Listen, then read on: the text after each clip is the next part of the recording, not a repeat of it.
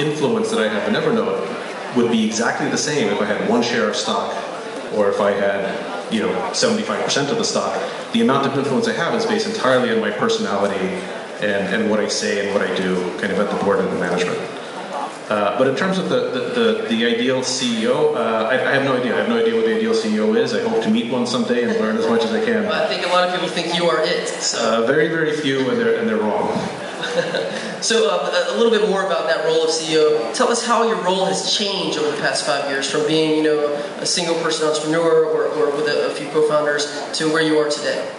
Well, I think the biggest job as the CEO, at least for me in my style, is I kind of see myself as being a drama sponge or a risk sponge. Like, my biggest job is to absorb as much of the uncertainty, as much of the doubt, as much of the risk, as much of the fear. I have to absorb it. I have to shield everyone else from it in the company so that they can focus on working.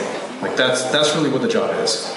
It's trying to soak up as much as possible of all of the stuff that distract people so that they don't have to worry and they can just be super productive. And I can get an honest, 20 hours a day of work out of employees because they don't have to worry about all this other stuff. So it's basically sucking up all the risk is the central thing. And as the company grows, that risk just comes from more and more diverse directions. So I get to enjoy new types of risk and doubt and uncertainty every day as the company grows, and I try to suck as much of that up myself and really let the other people work. Amazing advice. So the CEO is really the chief risk sucker, as you would put him. I wouldn't put it quite that eloquently. Okay, so we have one last question. Which one should I go with? So many good questions left. So actually, there are many entrepreneurs here in China who are all thinking about growing internationally. They might be based in China and looking to grow to the U.S. or based in other countries and looking to grow to the U.S. Do you have any advice for them as budding international entrepreneurs? Actually, if I may point something out, I think you were not actually born originally in the States, if I may. No, I was born in Russia, in St. Petersburg, and I moved to the States when I was 8 years old.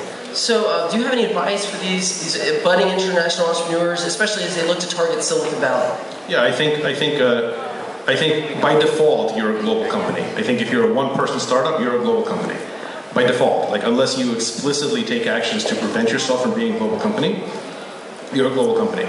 So my advice is, don't think of yourself as a Chinese company or a Silicon Valley company or an Australian company. Like, those are kind of meaningless. Just think of yourself as a worldwide company.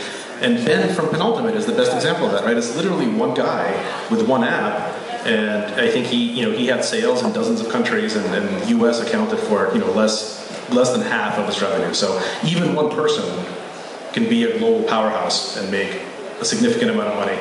And that's what you should all be as well. In fact, it's easier, I think, for the small companies than for big companies, especially in China. There is this misunderstanding. There is this sort of symmetric misunderstanding between big Silicon Valley companies and big Chinese companies. And relatively few big Silicon Valley companies have been able to be successful here, and relatively few big Chinese companies have been able to be successful there. And that really needs to change, right? It's kind of ridiculous that the two biggest centers of innovation and technology keep talking past each other and don't have that much evidence of mutual success. And so we really hope to be one of the examples of a Silicon Valley company that comes into China with open eyes and does the right thing and succeeds here. And we very much hope to help Chinese companies make the trip in the other direction. Great. Amazing advice to finish our session. Thank you so much, Phil. Thank you so much. It's been my pleasure.